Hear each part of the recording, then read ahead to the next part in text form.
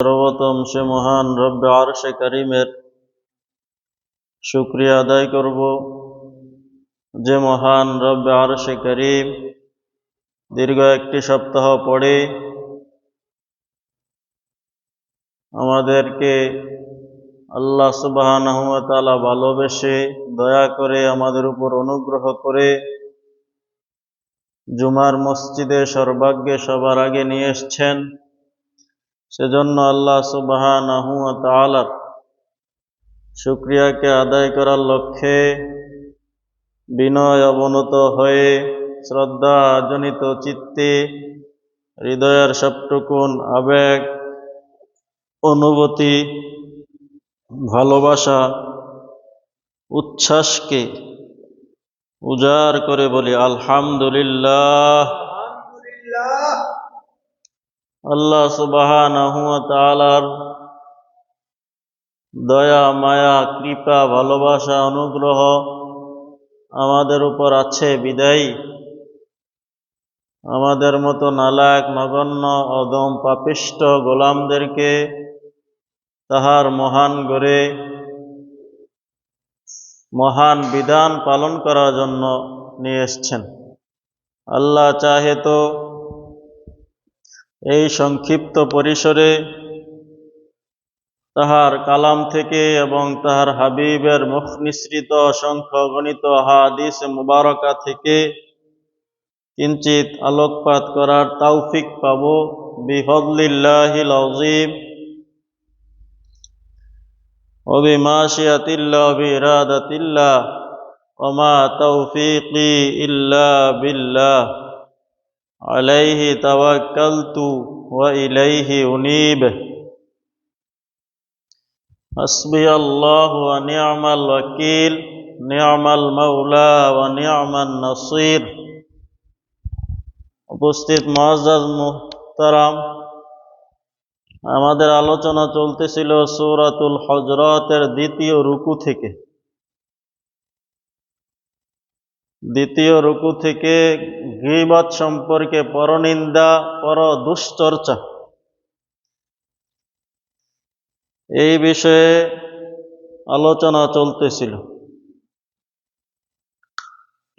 আল্লাহ তাআলা বলেন, আইয়ুহিব্বু আহাদুকুম আইয়াকুলা লাহমা আখিহি মাইতান ফাকারিহতুমু। তোমাদের কেউ কি তাহার মৃত ভাইয়ের গোশত খাওয়াকে পছন্দ করে, অথচ তোমরা সকলেই তাহা অপছন্দ করো? তাহলে এটা যদি অপছন্দ করো, তাহলে গীবত করাটাকে অপছন্দ করো না কেন?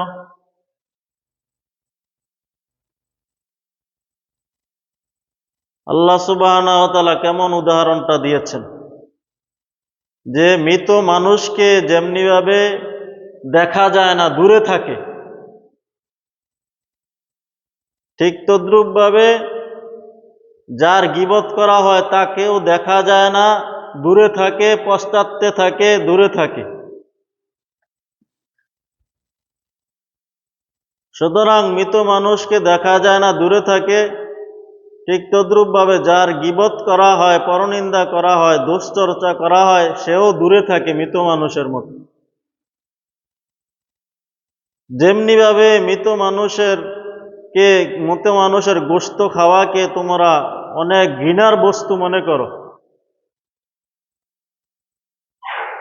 মৃত মানুষের গোশত খাওয়াকে একটা পাগল মানুষেও ভালো মনে করে না, ঘৃণার বস্তু মনে করে। তাহলে তদ্রূপ ভাবে তোমরা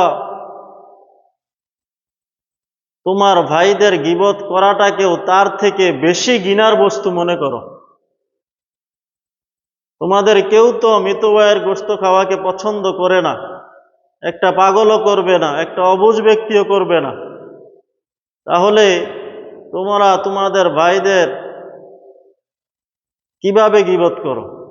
মৃত মানুষের গোশত খাওয়াটাকে যেমন অপছন্দ করো, ঘৃণার বস্তু মনে করো, বত্তর মনে করো, খারাপ মনে করো, নিকৃষ্ট মনে করো, তার থেকেও বেশি নিকৃষ্ট করো কোনো মুসলমান ভাইয়ের পশ্চাতে তাহার নিন্দা করাকে, তাহার দোষ চর্চা করাকে।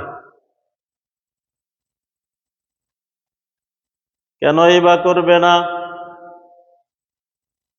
আল্লাহ সুবহানাহু ওয়া তাআলার হাবিব বলেন, আল গীবাতু আশাদ্দু মিনাজ জিনা। গীবাত বা পরনিন্দা করা, এই মন্দ কর্মটা ব্যভিচার থেকেও নিকৃষ্টবত্তর। গীবত করা, পরনিন্দা করা, এটা গীবত ব্যভিচার করা থেকেও বড় নিকৃষ্ট এবং বড় পাপাচারের কাজ। মুসলমান ভাইয়েরা আমার, আমরা দেখতে পাই যে ব্যভিচারটা গীবত থেকেও নিকৃষ্ট এবং ভয়াবহ। আল্লাহ তাআলার হাবিবের হাদিসের ভাষ্য অনুযায়ী, কিন্তু আমরা সরাসরি ভাবে সরজমিনে দেখতে পাই ব্যভিচারকে মানুষ যেভাবে নিকৃষ্ট মনে করে, যেমন খারাপ মনে করে। একজন ব্যক্তি যদি ব্যভিচার করে তাহলে সমগ্র এলাকা জুড়ে তাকে নিন্দা করা হয়। সমগ্র এলাকার মানুষ তাকে খারাপ জানে, মন্দ জানে, তার সাথে ওঠা চলা করে না এবং তাহার বিচার করার জন্য সকলেই অস্থির হয়ে যায়। তাহলে ব্যভিচার থেকেও যদি গীবতের গুনাহটা মারাত্মক হয়, কঠিন হয়, তাহলে সেই গীবতকে কি আমরা এত নিকৃষ্ট মনে করতেছি? সেই গীবতটাকে তো আমরা গীবাত বানিয়ে ফেলেছি, মজার বস্তু বানিয়ে ফেলেছি।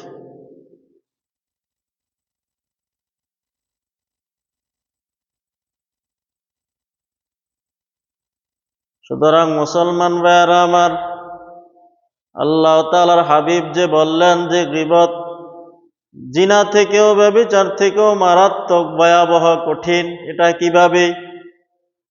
যে দেখেন মুসলমান ভাইয়েরা আমার, ব্যভিচার করলে মানুষ, জিনা করলে সে অনুতপ্ত হয়, সে আল্লাহ তাআলার কাছে তাওবা করে।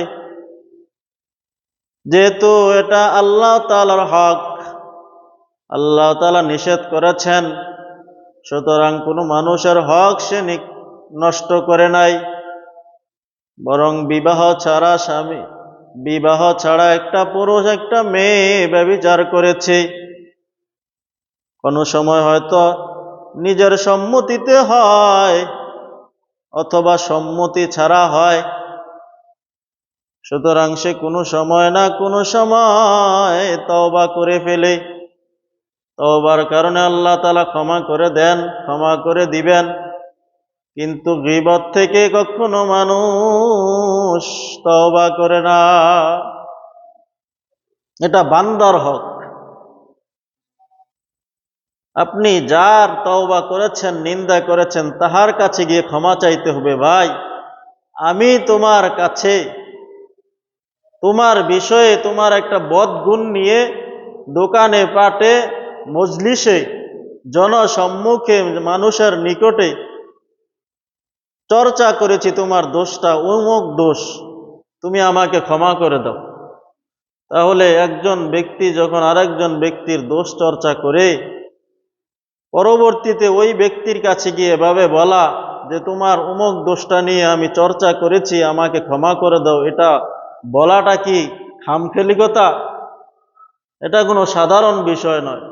এই বিষয়টা আরেকজনের কাছে গিয়ে ক্ষমা চাওয়া, তাহার দোষ বর্ণনা করার পরে অমুক দোষ তোমার বর্ণনা করেছি, এই ক্ষমাটা চাওয়া অনেক কঠিন বিষয়। এটা বলা সহজ, কিন্তু এটা বাস্তবায়ন করা খুবই কঠিন। এটা সম্ভব হয়ে ওঠে না। এই জন্য আল্লাহ সুবহানাহু ওয়া তাআলা হাবিব বলেন যে গীবত ব্যভিচার থেকেও মারাত্মক, ভয়াবহ, কঠিন একটা নিকৃষ্ট গুনাহ। কিন্তু আমরা আজকে এই গুনাহটাকে মামুলি বানিয়ে ফেলেছি, সাধারণ করে নিয়েছি। এটাকে আমরা গুনাহী মনে করি না। অথচ মুসলমান ভাইয়েরা আমার, হাসরের মাঠে যারা যে সমস্ত বান্দা বান্দিরা তাওবা না করে গীবত করে হাসরের মাঠে উপস্থিত হবে, আল্লাহ তাআলার হাবিব বলেন তাদের শরীরে খাজলি হবে, তাদের শরীরের গোশতগুলো পচে পচে পড়তে থাকবে। আর সাধারণ মানুষরা যারা মুমিন মুত্তাকি জান্নাতি হবে, তারা তাদেরকে দেখেই চিনে ফেলবে যে তারা দুনিয়ার মধ্যে গীবত চর্চা করত। দুনিয়ার মধ্যে মন্দ কর্ম যেটা গীবত পরনিন্দা, এই বিষয়টার তাদের আমলের মধ্যে ছিল, এই জন্য আজকে তাদের এই পরিণতি। সুতরাং মুসলমান ভাইয়েরা আমার, তিনটা গুনার শাস্তি বড় ভয়াবহ। 1/3 গুনাহ হবে তিনটা আমলের কারণে। 1 নম্বরে হচ্ছে গীবত, 1/3 আযাব হবে গীবতের কারণে, আবার 1/3 আযাব হবে পেশাব থেকে সতর্ক না হওয়ার কারণে, আবার 1/3 আযাব হবে চুগলখড়ি বা কুটনামি করার কারণে। চুগলখড়ি আমাদের অনেকের মধ্যে আছে, যারা চুগলখড়ি করে তারা মিথ্যুক হয়ে থাকে। তারা সত্য আর মিথ্যায় মিশ্রণ করে ছোট একটা বিষয়কে বড় বানিয়ে মানুষের কাছে গিয়ে চুগলখড়ি করে। চুগলখড়ি গুনাহটা বড় ভয়াবহ। সুতরাং 1/3 আযাব হবে চুগলখোরের। আরবিতে বলা হয় নামিমা, চুগলখোর। একজন ধনাঢ্য ব্যক্তি তাহার গোলামকে বিক্রি করার জন্য বাজারে নিয়ে গেল। জিজ্ঞাসা করা হলো, এই গোলামের কোনো গুণ বা বদগুণ আছে নাকি? তখন সেই মালিক বলল, তাহার একটা বদগুণ আছে, সে চুগলখড়ি করে। যে ক্রয় করবে, ক্রেতা মনে করছে চুগলখড়ি আর এটা কি মামুলি বিষয়, এটার এমন কি কঠিন জিনিস, এটা এমন কি ভয়াবহ জিনিস। সুতরাং সে এটাকে মামুলি সাধারণ মনে করে ওই গোলামকে ক্রয় করে বাড়িতে নিয়ে গেলেন। মুসলমান ভাইয়েরা আমার, ওই গোলাম ওই মালিকের নিকটে কাজকর্ম সাধারণভাবে করতে লাগলেন, দিনাতিপাত কাটতে লাগলো। তার অভ্যাস তো চুগলখড়ি করা। সুতরাং ওই চুগলখোর একদিন মনিবের স্ত্রীকে বলল, আপনি জানেন নাকি আপনার স্বামী তো আরেকটা মহিলার সাথে পরকিয়া করে, আর একজন মহিলাকে ভালোবাসে, তাকে গড়ে তুলতে চায়, আপনার ভালোবাসার মধ্যে অংশীদারিত্ব বসাতে চায়। তখন স্ত্রী শুনে, তো কি বলো তুমি? এর থেকে পরিত্রাণ পেতে হলে তুমি যখন সে ঘুমের ঘরে যাবে, তখন তাহার থুতুনির নিচ থেকে কয়েকটা দাড়ি কেটে তোমার কাছে সংরক্ষণ করে রাখবে, তাহলে সে আর অন্য মহিলাকে ভালোবাসবে না, অন্য মহিলার কাছে যাবে না, অন্য মহিলাকে বিবাহ করবে না, ওই নারীকে পেতে চাবে না। সুতরাং মালিকের স্ত্রীর কাছে এই কথা বললেন। ওই দিক দিয়া মনিবকে বললেন, মনিব আপনি জানেন নাকি? বলে কি? আপনার স্ত্রী তো আরেকটা পুরুষকে ভালোবাসে। তো কি বলো? ভালোবাসে, সে আপনাকে মেরে ফেলতে চায়। সুতরাং আপনি সাবধানে থাকবেন। আপনি যখন ঘুমের ঘরে যাবেন, তখন ঘুমের বান ধরে থাকবেন, দেখবেন আপনার স্ত্রী আপনাকে মেরে ফেলতে চাবে। সুতরাং মালিক ঠিকই ঘুমের বান ধরে থাকলেন, ওই দিক দিয়ে স্ত্রীকে তো বলে ফেললেন যখন ঘুমাবে তখন তুমি তাহার থুতনির নিচ থেকে কয়েকটা দাড়ি কেটে নিয়ে তোমার কাছে রেখে দিবে। সুতরাং স্ত্রী যখন দেখতে পাইলেন স্বামী ঘুমিয়ে গেছে, স্বামী তো ঘুমায় নাই, ঘুমের বান ধরে আছে, যখন ঘুমিয়ে গেছেই মনে করলেন একটা রেজার নিয়ে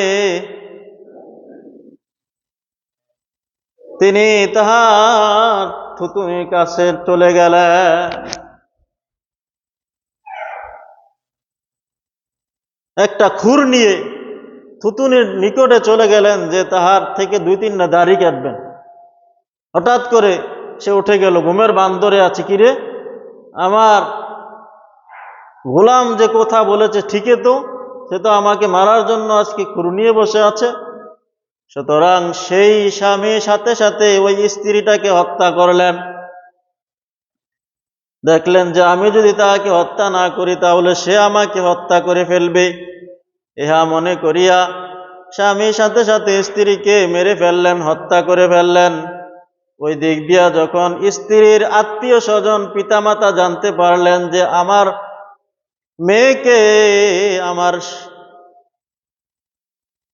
জামাই হত্যা করে ফেলেছে, সুতরাং তাহারাও কেসাস হিসাবে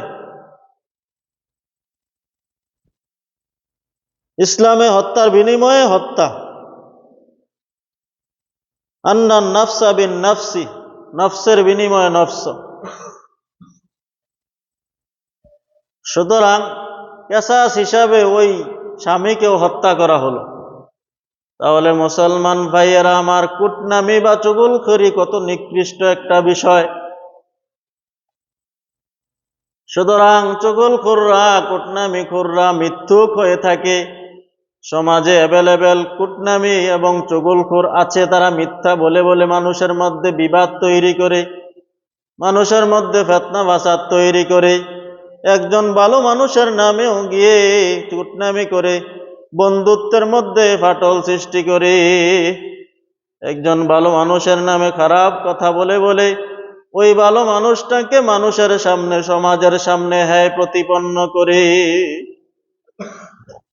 আমরাও এত সস্তা আমাদের ইমান যে আমরা জানি সমাজে ওই লোকটা চুগলখোর, ওই লোকটা কুটনামি করে, নমিমা করে। সেও যদি কোনো ব্যক্তির কাছে গিয়ে বলে অমুক লোকটা তো এরকম একটা খারাপ কাজ করেছে, আমরা আবার সাথে সাথে ওর কথাটা বিশ্বাস করি। বিশ্বাস করে ওই ভালো লোকটাকে আমরা সমাজ থেকে দূর করে দেই, ওই ভালো লোকটাকে ওই খারাপ কাজের তুহমত দিয়ে তাকে আমরা শাস্তি দেই। অথচ একটু চিন্তা করলাম না যে আসলে সে তো আসলে আমাদের কাছে পরীক্ষিত চুগলখোর। সুতরাং তার কথা বিশ্বাস করার আগে আমরা একটু যাচাই করি, একটু পরখ করি না, আমরা সাথে সাথেই তার কথাই আমরা বিশ্বাস করে বন্ধুত্বের মধ্যে ফাটল তৈরি করি, ভালো লোকটাকে খারাপ বানিয়ে দিই। সুতরাং মুসলমান ভাইয়েরা আমার, গীবত বড় ভয়াবহ মারাত্মক একটা মন্দ আমল। এটা থেকে আল্লাহ তাআলা বেঁচে থাকার জন্য বলেন, ইউহিব্বু আহাদুকুম আন ইয়াকুলা লাহমা আখিহি মাইতান ফাকারিহতুমু। তোমরা কি তোমাদের মৃত ভাইয়ের গোশত খাওয়াকে পছন্দ করো? ফাকারিহতুমুহু, অথচ তোমরা তাহা সকলেই অপছন্দ করো। তাহলে মুসলমান ভাইয়েরা আমার, এই গীবত মানুষে 8টা কারণে করে থাকে। ইহয়া উলুমুদ্দিন কিতাবের মধ্যে এসছে গীবত মানুষ বিভিন্ন কারণে করে থাকে, তন্মধ্যে 8টা কারণ অন্যতম। 1 নম্বরে ক্রোধ, রাগ বা গুসার কারণে গীবত মানুষ করে, পরনিন্দা করে ক্রোধের কারণে, গুসার কারণে, রাগের কারণে। কোনো ব্যক্তির সাথে গুসা হলো, রাগ হলো, সুতরাং তাহার নামে এরকম ভাবে সমানে গীবত করা শুরু করে। একজন ব্যক্তি আর একজন ব্যক্তির উপর কোনো কারণে, ঝগড়ার কারণে বা কোনো মনোমালিন্যর কারণে ক্রোধ হলো, রাগ হলো, গোস্বা হওয়ার সাথে সাথেই ওই ব্যক্তির নামে এরকম ভাবে দোকানপাটে, গ্রামগঞ্জে হেঁটে হেঁটে তাহার বদনাম করতে থাকে, তাহার যত দোষ আছে সব দোষ বলতে থাকে। এক নম্বরে ক্রোধ বা গোস্বার কারণে। সুতরাং এই জন্য মুসলমান ভাইয়েরা আমার, ক্রোধ বা রাগকে সংবরণ করতে হবে। ওয়াল কাযিমিনাল গায়যা ওয়াল আফিনা আনিন নাস ওয়াল্লাহু ইউহিব্বুল মুহসিনিন। ওয়াল কাযিমিনাল গায়যা, যারা গোস্বাকে সংবরণ করে, ওয়াল আফিনা আনিন নাস, এবং মানুষকে ক্ষমা করে দেয়, আল্লাহু ইউহিব্বুল মুহসিনিন, আল্লাহ সুবহানাহু ওয়া তাআলা সৎকর্ম পরায়ণশীলদেরকে ভালোবাসেন। তাহলে গোস্বা বা রাগকে সংবরণ করা, হজম করা, খেয়ে ফেলা, এটা বড় কঠিন কাজ। আল্লাহ সুবহানাহু ওয়া তাআলা অতীতের একজন নবীকে স্বপ্নে দেখালেন। নবীদের স্বপ্ন ওয়াহী সত্য। স্বপ্নে দেখালেন যে তুমি ঘুম থেকে উঠে সর্বপ্রথম যেই জিনিসটা তোমার সামনে আসবে তুমি এটাকে খেয়ে ফেলবে। ঘুম থেকে ওঠার পরে সর্বপ্রথম যেই জিনিসটা তোমার সামনে পড়বে সেটাকে খেয়ে ফেলবে। তারপরে যেই জিনিসটা পড়বে সেটাকে হেফাজত করবে। তারপরে যেই জিনিসটা পড়বে তাহাকে তুমি সংবরণ করবে, তাহাকে তুমি হেফাজত করবে, তাহাকে তুমি রক্ষা করবে। 2 নম্বরে তাহাকে হেফাজত করবে। 3 নম্বরে তাহাকে তুমি, তারপরে যে জিনিসটা পড়বে তাহাকে রক্ষা করবে, বাঁচাবে। তারপরে যে জিনিসটা তোমার সম্মুখে পড়বে তাহাকে নিরাশ করবে না। তারপরে যে জিনিসটা পড়বে তাহা থেকে তুমি পলায়ন করবে, তাহা থেকে তুমি পলায়ন করবে, তাহার কাছে থাকবে না, দৌড়ে পালিয়ে যাবে। সুতরাং তিনি ঘুম থেকে উঠে সর্বপ্রথম যখন হাঁটা শুরু করলেন, দেখলেন বিরাট বড় এক পাহাড়। আল্লাহর নবী ঘুম থেকে উঠে দেখেন সর্বপ্রথম যেই জিনিসটা তাহার সম্মুখে পড়ল সেই জিনিসটা হচ্ছে পাহাড়। সুতরাং আল্লাহর নবী ভাবতে লাগলেন যে এত বড় পাহাড় আমি কিভাবে খাবো? আল্লাহ তাআলা তো আমাকে দেখিয়েছেন সর্বপ্রথম যেই জিনিসটা পড়বে তাকে খাওয়ার নির্দেশ দিয়েছেন। সুতরাং আল্লাহ তাআলার আদেশ,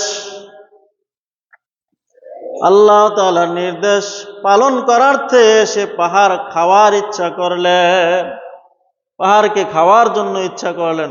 আল্লাহ সুবহানাহু ওয়া তাআলা পাহাড়টাকে ক্ষণিকের মধ্যে একটা সুস্বাদু খাবার বস্তু বানিয়ে দিলেন। সুবহানাল্লাহ।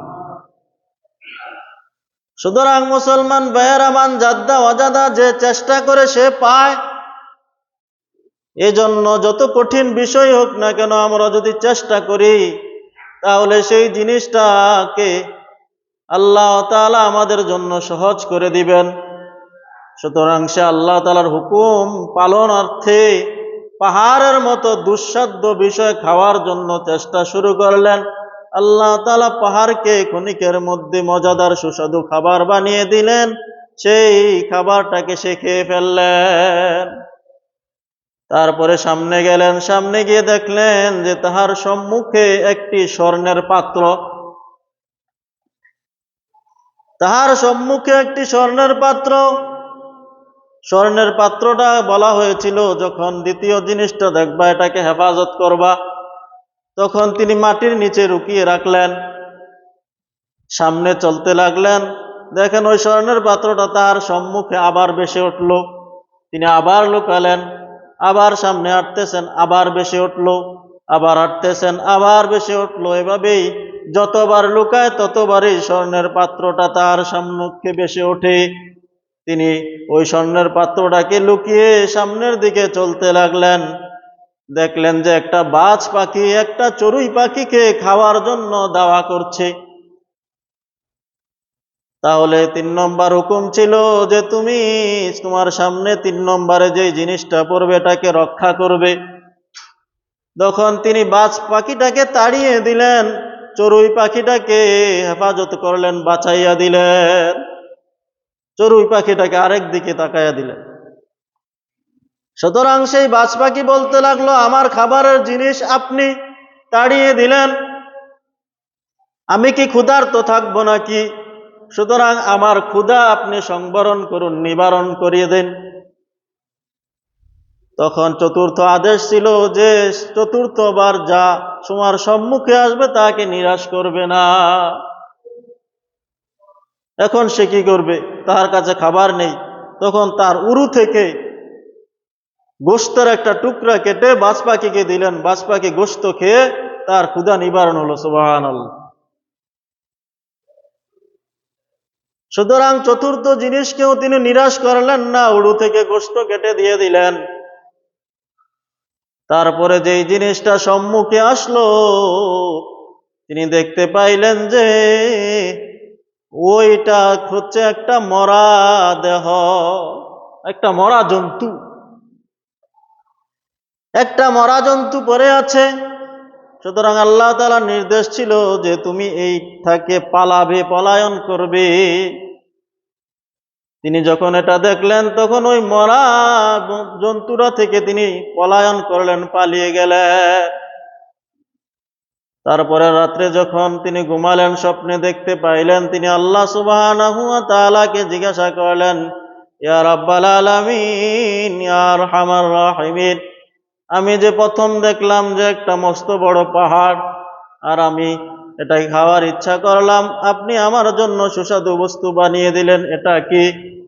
তখন আল্লাহ তাআলা বললেন, এই যে মস্ত বড় পাহাড় দেখলা, এটা হচ্ছে গোস্বা, এটাই হচ্ছে রাগ।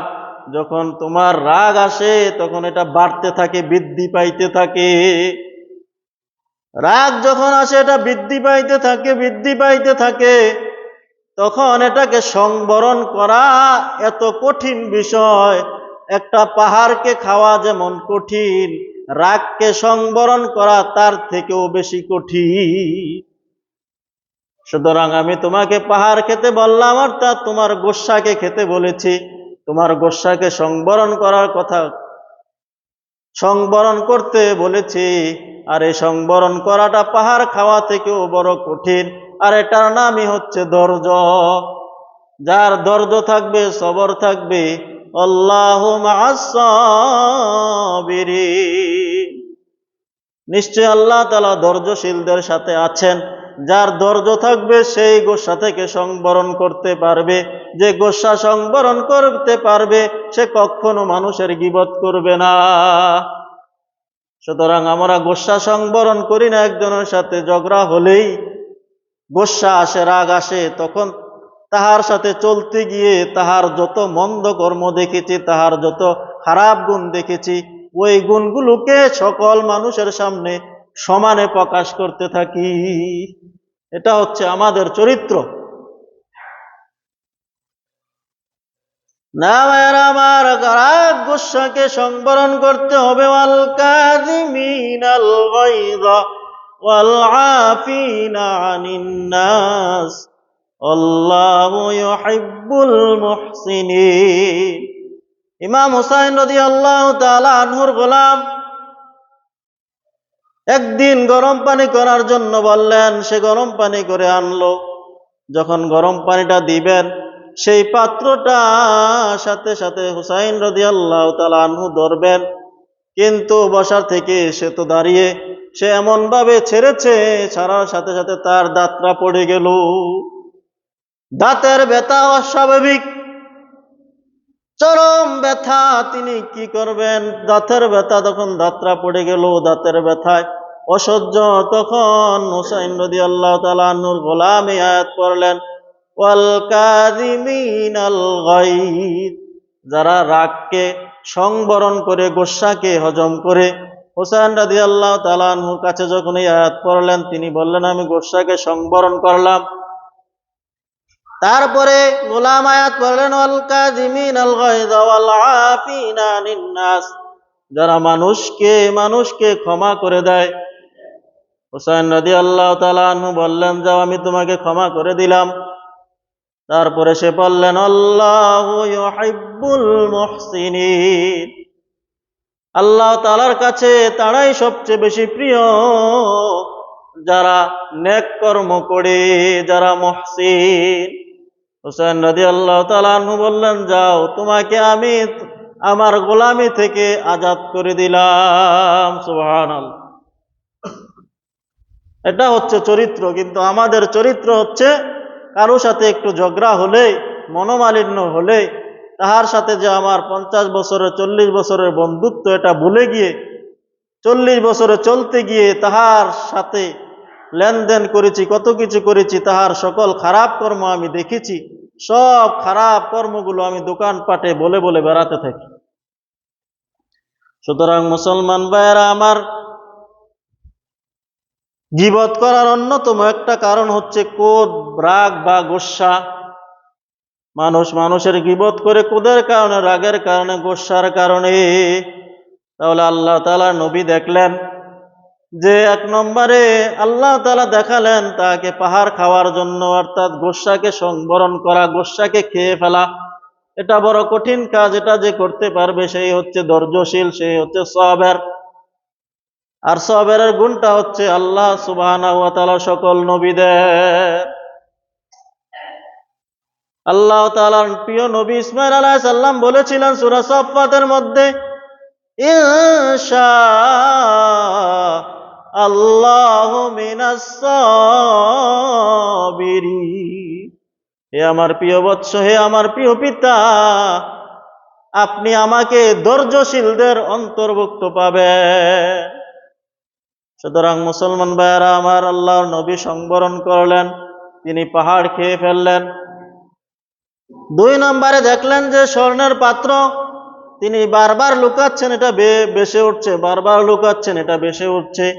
আল্লাহ তাআলার কাছে বললেন, ইয়া রাব্বাল আলামিন, আমি যে দেখলাম স্বর্ণের পাত্র, এটাকে আমি হেফাজত করছি, লুকাচ্ছি, এটা বারবার বেশে উঠছে, এটার কারণ কি?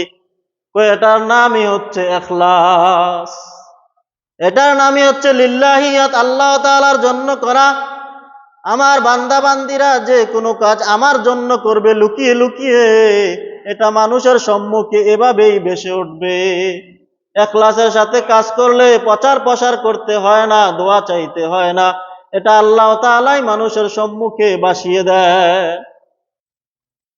আপনি ইখলাসের সাথে যে কোনো আমল করে দেখেন, লুকিয়ে লুকিয়ে করবেন, 1 দিন 2 দিন, 1 বছর 2 বছর 3 বছর, আপনার এই আমলটা আল্লাহ তাআলা প্রকাশ করেই দিবেন, মানুষের সামনে ভাসিয়ে দিবেন, আপনাকে মানুষ ভালো জানবে। আর যদি আপনি মানুষকে দেখানোর জন্য করেন, তাহলে আল্লাহ তাআলার গোস্সা আপনার উপর। কেননা আপনি মানুষকে দেখানোর জন্য করলেন মানে আল্লাহ তাআলাকে সাথে শিরিক করলেন। মান সাল্লা ইউরাই ফাকাদ আশরাকা ওয়া মান তাসাদ্দাকা ইউরাই ফাকাদ আশরাকা ওয়া মান সামা ইউরাই ফাকাদ আশরাকা। যে আল্লাহ তাআলাকে, যে রোজা রাখলো মানুষকে দেখানোর জন্য, সে শিরিক করলো। যে নামাজ পড়লো মানুষকে দেখানোর জন্য, সে শিরিক করলো। যে দান করলো মানুষকে দেখানোর জন্য, সে শিরিক করলো। এই জন্য আমার মুসল্লি ভাইয়েরা, আমরা আপনাদের থেকে যে দানটা নেই মসজিদের, এটা আমি সর্বাত্মক লুকাইয়া রাখতে চাই। এই জন্য অনেক সময় নাম বলি না, যাতে আপনি আল্লাহ তাআলার কাছে পান। আপনাকে ভালোবাসি, এই জন্য নামটা বলি না, যাতে আপনার দানটা আল্লাহ তাআলার কাছে পৌঁছে যায়। কিন্তু আপনি এমন রাগ হন যে, হ্যাঁ হুজুর, নামটা আমার বললো না, আমার জন্য দোয়া করলো না। কেন করি না চিন্তা করে দেখুন, কেন গোপন রাখতে চাই? সুতরাং মুসলমান ভাইয়েরা আমার, ইখলাসের সাথে আমল করলে আল্লাহ তাআলা বাসাইয়া দিবেন, আপনার বাসাতে হবে না। তারপরে তিনি দেখলেন একটা চড়ুই পাখিকে বাজ পাখি খেয়ে ফেলতে চাচ্ছে। যে চড়ুই পাখিটাকে তুমি হেফাজত করলা, তাকে নিশ্চয়তা দিলে, তাকে বাঁচিয়ে দিলে, এটা হচ্ছে তোমার আর একটা উত্তম আমল। সুতরাং যখন তুমি কোনো মানুষ তোমার কাছে চাইবে, দান চাইবে, তখন তুমি সাথে সাথে তার জন্য দান করে দিবে, তাকে বাঁচিয়ে দিবে। এটাই মুসলমানের কাজ, যে মুসলমান আরেকজন মুসলমানকে বাঁচানোর চেষ্টা করবে, মারার চেষ্টা নয়। 4 নম্বরে যে তুমি দেখলা যে তোমার কাছে সেটা সেইটা নিরাশা যেন না হয়, নিরাশ যেন না হয়, হতাশ যেন না হয়, তুমি তাকে হতাশ করো নাই। সুতরাং আল্লাহ তাআলার অনেক বান্দা গরিব থাকবে, দরিদ্র থাকবে, তারা তোমার কাছে আসবে কিছু দান সদকা চাওয়ার জন্য, তুমি তাকে নিরাশ করবে না। তোমার কাছে যাই থাকে তাকে দেওয়ার জন্য সর্বাত্মক চেষ্টা করবে। যেমন তুমি তোমার উরুর গোশত কেটে তাহার প্রয়োজন পূরণ করলে, তাহার ক্ষুধা নিবারণ করলে, ঠিক তদ্রূপভাবে গরিব দুঃখীরা তোমাদের কাছে যখন এসে কোনো কিছু চাবে, তখন তোমরা তাদেরকে নিরাশ করবে না। তোমরা তাদেরকে যতটুকু পারো তোমার সাধ্য অনুযায়ী তাহার খাবার, তাহার নিরাপত্তা, তাহার বাসস্থান দেওয়ার চেষ্টা করবে। যে চেষ্টাটা আমাদের একজন আলেম আল্লামা শায়েখ, আমাদের একজন আলেম করে যাচ্ছেন সদা সর্বদা। সুতরাং মুসলমান ভাইয়েরা আমার, 5 নম্বরে তিনি যে দেখলেন যে একটা মৃত জানোয়ার পড়ে আছে, সেটা থেকে আল্লাহ তাআলা পলানোর কথা বললেন। আল্লাহ তাআলা বললেন, ও আমার প্রিয় নবী, তুমি যে মৃত জন্তুটাকে দেখেছ সেটা কি জানো নাকি? কয় কি? সেটাই হচ্ছে গীবাত। সুতরাং মৃত জন্তু থেকে পলায়ন করার কথা বলেছি, অর্থাৎ যেখানে গীবত হতে দেখবে সেখান থেকে পলায়ন করবে, সেই মজলিসে বসবে না। গীবত যেখানে হবে সেখান থেকে পলায়ন করবে, কেননা গীবত করা মানে মৃত ভাইয়ের গোশত খাওয়া। তাহলে মুসলমান ভাইয়েরা আমার, 1 নম্বরে মানুষ ক্রোধ, গুসা, রাগের কারণে একজন মানুষ আরেকজন মানুষের উপর গীবত করতে থাকে। 2 নম্বরে বন্ধুদেরকে সন্তুষ্ট করার জন্য একজন মানুষ আরেকজন মানুষের গীবত করতে থাকে, অর্থাৎ 4-5 জন বন্ধু মিলে গীবত করতেছে, তখন ওই বন্ধুদেরকে সন্তুষ্ট করার জন্য, খুশি করার জন্য, মানুষকে দোকানপাটে 10-12 জন বসছে, সুতরাং তারা গীবত করতেছে, আমি যদি এর সাথে শরিক না হই তাহলে তো তাদেরকে খুশি করা হয় না। বন্ধুরা গীবত করতেছে, তাদের সাথে যদি আমি অংশীদারিত্ব গ্রহণ না করি তাহলে আমি আলাদা হয়ে যাই, একগোড়ে হয়ে যাই। সুতরাং তাদেরকে খুশি করার জন্য সমানে গীবত করতে থাকে। 3 নম্বরে স্বীয় দোষ হতে অব্যাহতির উদ্দেশ্য, অর্থাৎ নিজের দোষটাকে ঢেকে রাখার জন্য আরেকজনের গীবত করতে থাকে। 5 নম্বরে আত্মপ্রশংসার জন্য। 4 নম্বরে আত্মপ্রশংসা, অর্থাৎ নিজের প্রশংসা করতে গিয়ে, নিজেকে মানুষের কাছে ভালো উপস্থাপন করতে গিয়ে, নিজের যত গুণ আছে সব গুণগুলোকে বলতে গিয়ে অন্যকে ডাবাইতে থাকে, অন্যের দোষ বলতে থাকে। নিজের প্রশংসা করতে গিয়ে অধিকাংশ ক্ষেত্রে দেখবেন অনেক বক্তারা নিজের উডামি দেখাইতে গিয়ে আরেকজনকে তুচ্ছ তাচ্ছিল্য করে তাহার শত গোপন দোষগুলো বলতে থাকে। 5 নম্বরে ঈর্ষা করতে গিয়ে আরেকজনের গীবত করতে থাকে। এই প্রত্যেকটারই অনেক দীর্ঘ ব্যাখ্যা ইয়াহইয়া উলুমুদ্দিন কিতাবের মধ্যে এসেছে। আমরা সংক্ষেপ করার জন্য ব্যাখ্যার যাওয়ার সুযোগ হবে না। তারপরে 6 নম্বরে উপহাস ও ঠাট্টা বিদ্রূপ। উপহাস এবং ঠাট্টা বিদ্রূপ করার লক্ষ্যে মানুষের গীবত করতে থাকে, পরনিন্দা করতে থাকে। 7 নম্বরে অসতর্কতা। অনেক সময় অসতর্কতা বশত এরকম ভাবে একজন মানুষ আরেকজন মানুষের গীবত করতে থাকে। 8 নম্বরে মূর্খতা। না জানার কারণে মূর্খতা বশত অনেক সময় গোসা করতে থাকে। সুতরাং মুসলমান ভাইয়েরা আমার, এই ভয়াবহ কঠিনতর বিষয় থেকে আমাদের সকলকেই বেঁচে থাকতে হবে। সুতরাং মুসলমান ভাইয়েরা আমার, এই গীবত যেমনি ভাবে ভয়াবহ কঠিনতর শাস্তি, আবার কোনো কোনো জায়গায় এই গীবত করাও জায়েজ আছে।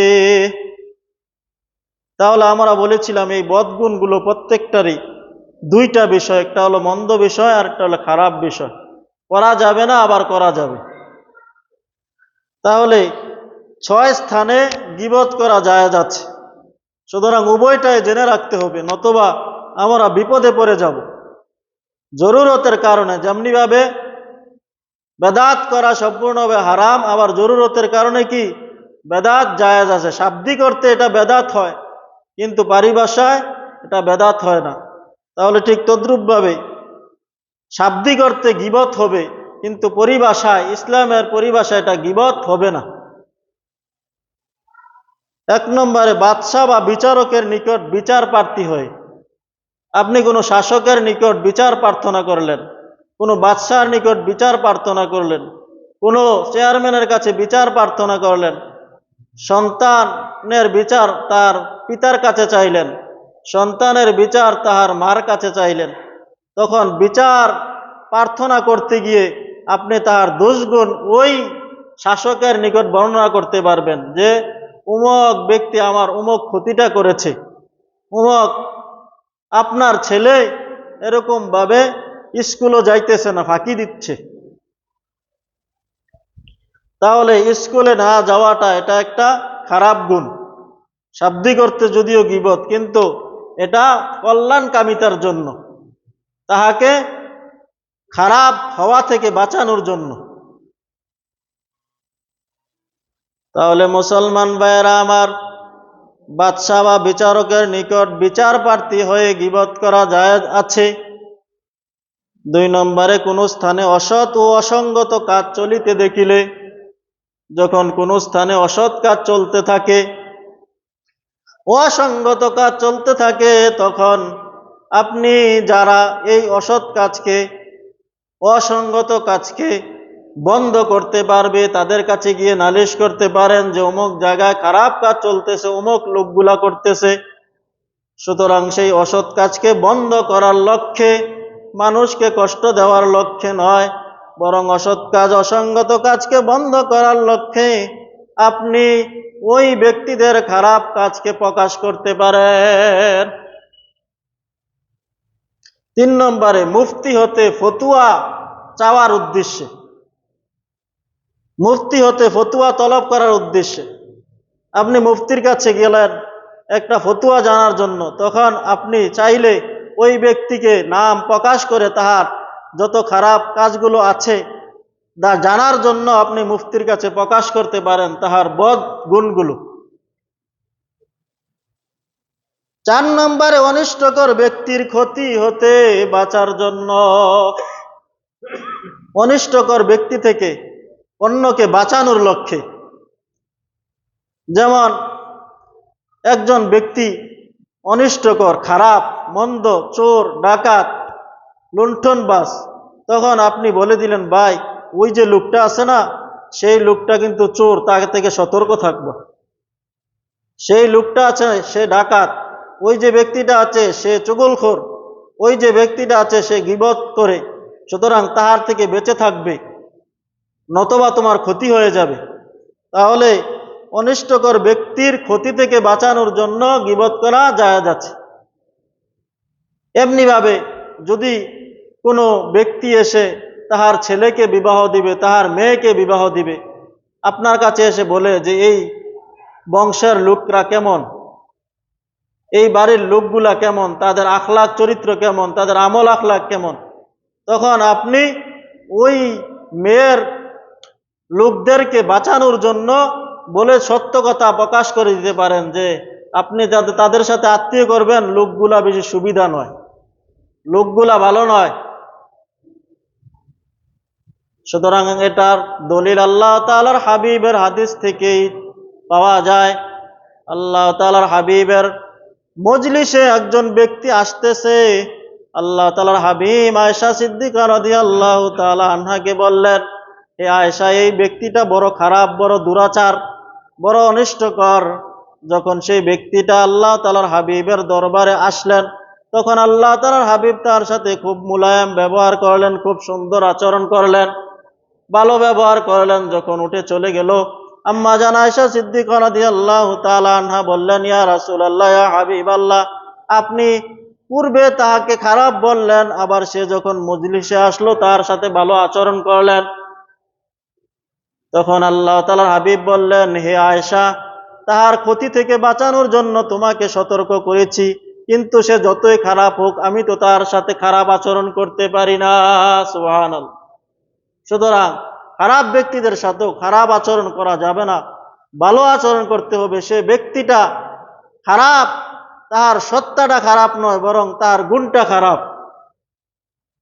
তার গুণটাকে তুমি নিকৃষ্ট মনে করো, খারাপ মনে করো। সে গীবত করে, গীবত এই গুণটাকে তুমি খারাপ মনে করো, ব্যক্তিটাকে খারাপ মনে করিও না। সুতরাং মুসলমান ভাইয়েরা আমার, অনিষ্টকর ব্যক্তির ক্ষতি হতে বাঁচানোর জন্য সতর্কতা করার লক্ষ্যে গীবত করা যায় যাচ্ছে, কষ্ট দেওয়ার জন্য নয়। সুতরাং আল্লাহ তাআলার হাবিবের কাছে একজন যখন জানতে চাইলেন, অমুক গোত্রের মেয়েকে আমি বিবাহ করব, তখন আল্লাহ তাআলার হাবিব বলেন, অমুক গোত্রের মেয়েদের চোখের মধ্যে কিছু দোষ আছে, সুতরাং তুমি বিবাহ করার সময় ভালোভাবে দেখে নিও। তাহলে সত্যটা জানিয়ে দিতে হবে। কেননা দেখা যায় মেয়ের লোকেরা অনেক ভালো চরিত্রের অধিকারী, আখলাকওয়ালা, চরিত্রওয়ালা, সম্ভ্রান্ত পরিবারের, কিন্তু আপনার থেকে জানতে আসলো, আপনি বললেন না তারা ভালো, অথচ তারা চোর, ডাকাত, খারাপ আমল আখলাকের অধিকারী। যখন দুই পরিবারের মধ্যে সম্পর্ক হবে তখন বেশি দিন টিকবে না, কেননা একজন হচ্ছে খারাপ আর একজন হচ্ছে অনেক ভালো। 5 নম্বরে, কোনো ব্যক্তি যদি এমন কোনো নামে প্রসিদ্ধ লাভ করে, যেই নামে ডাকলে সে রাগ হয় না, গোসা হয় না, কষ্ট পায় না। যেমন কোনো ব্যক্তির নাম প্রসিদ্ধ হয়ে গেল লাম্বা, লাম্বা, কোনো ব্যক্তির নাম প্রসিদ্ধ হয়ে গেল কানা, কোনো ব্যক্তির নাম প্রসিদ্ধ হয়ে গেল অন্ধ, কোনো ব্যক্তির প্রসিদ্ধ নাম হয়ে গেল লুলা, আতুরা, প্রসিদ্ধ হয়ে গেছে। এখন যদি আপনি তাকে আতুরা বলে ডাক দেন তাহলে সে কষ্ট পায় না। তখন সেই খারাপ নামে ডাকা শাব্দিক অর্থে গীবত হলেও পরিভাষায় গীবত নয়, এটার জন্য শাস্তি হবে না, এটা জায়েজ আছে। 6 নম্বরে, যাহারা লোক লজ্জার ভয় না করিয়া প্রকাশ্য গুনাহ করে, অর্থাৎ প্রকাশ্যই মদ বিক্রি করে, প্রকাশ্যই চুরি করে, প্রকাশ্যই মদ্যপান করে, প্রকাশ্যই সকল ধরনের নিকৃষ্ট কাজ করে, সে প্রকাশ্য গুনাহ করতেই ভয় পায়, ভয় পায় না, প্রকাশ্যই গুনাহ করে, এটাকে আরো ভালো মনে করে। প্রকাশ্য গুনাহ করতে সে ভয় পায় না, প্রকাশ্যই গুনাহ করে, প্রকাশ্যই মদ পান করে, প্রকাশ্যই ফিল্ম ইন্ডাস্ট্রিতে কাজ করে। সুতরাং ফিল্ম ইন্ডাস্ট্রিতে কাজ করা গুনাহের কাজ, কবিরা গুনাহ। ছবি করে, ছবি বানায়, সুতরাং তাকে যদি বলা হয় অমুকে ছবি করে, তাহলে সেটার জন্য কি হয় না, রাগ হয় না, গোসা হয় না, বরং আরো মনে ভালো মনে করে। সে ফিল্ম করে, ছবি করে। এখন যদি আপনি বলেন অমুকে ফিল্মে কাজ করে, এই গুনাহের জন্য, খারাপ কাজের জন্য সে লজ্জিত হয় না, সে আরো মনে করে আমার ভালো একটা উপাধি দিল। সুতরাং কেউ যদি খারাপ কাজ করে প্রসিদ্ধ হয়ে যায় আর সেই খারাপ কাজটা ডাকলে, সেই খারাপ কাজটার কথা বললে সে রাগ হয় না, গোসা হয় না, মনের মধ্যে কষ্ট পায় না, তাহলে সেই খারাপ কাজের, সেই খারাপ ব্যক্তির খারাপ কাজটাকে প্রকাশ করলে গীবত হবে না।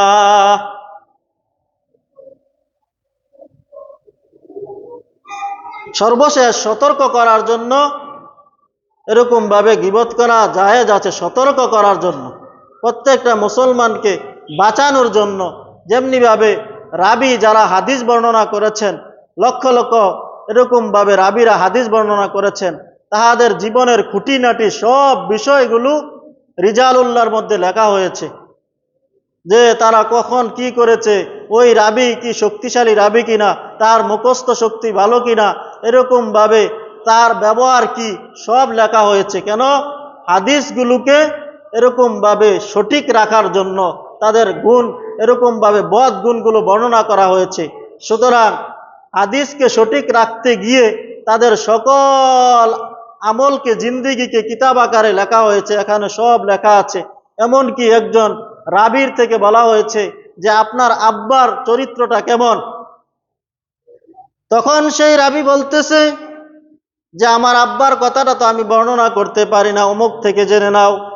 বললে না, আপনার আব্বার সংবাদটা, আপনার কি ধারণা, আপনার কি মন্তব্য সেটা জানতে চাই। তখন সেই রাবি বলতেছেন আমার আব্বা হাদিস বর্ণনার ক্ষেত্রে নির্ভরযোগ্য নয়। সুবহানাল্লাহ। তাহলে মুসলমান ভাইয়েরা আমার, আমরা সংক্ষেপে এরকম ভাবে কি কি কারণে গীবত হয় এবং কয় জায়গায় গীবত করা জায়েজ আছে, এগুলো সংক্ষেপে আমরা বর্ণনা করলাম। এগুলোর বিস্তারিত আপনারা ইয়াহিয়া উলুমুল কিতাবের মধ্যে পাবেন, আমাদের পাঠাগারের মধ্যে আছে, আমরা জেনে নিব। আল্লাহ সুবহানাহু ওয়া তাআলা আমাদের সকলকে এই ভয়াবহ গুনাহ গীবত থেকে আমাদের সকলকে বাঁচিয়ে রাখো, সকলে বলে আমিন। ওয়া আলাইনা ইল্লাল বালাগ। সুতরাং মুসলমান ভাইয়েরা আমার, আল্লাহ সুবহানাহু ওয়া তাআলার গড়ে আপনারা প্রত্যেক জুমায় কিছু কিছু যার যার সাধ্য অনুযায়ী দান করে আপনাদের এই দানের আমলটাকে জারি রাখেন, বহমান রাখেন, বলবৎ রাখেন। তারই ধারাবাহিকতায় আজকের জুমায় আল্লাহ তাআলার কোন বান্দা আছেন যে আমার আব্বার নামে, আমার মৃত মার নামে ইসালে সওয়াবের লক্ষ্যে তাদের কবরে যেন ইসালে সওয়াব পৌঁছে, এই জন্য আমি আমার আব্বার নামে, মার নামে 500 টাকা দিব। কে আছেন আমার যুবক ভাইরা, আমার বাবাজিরা?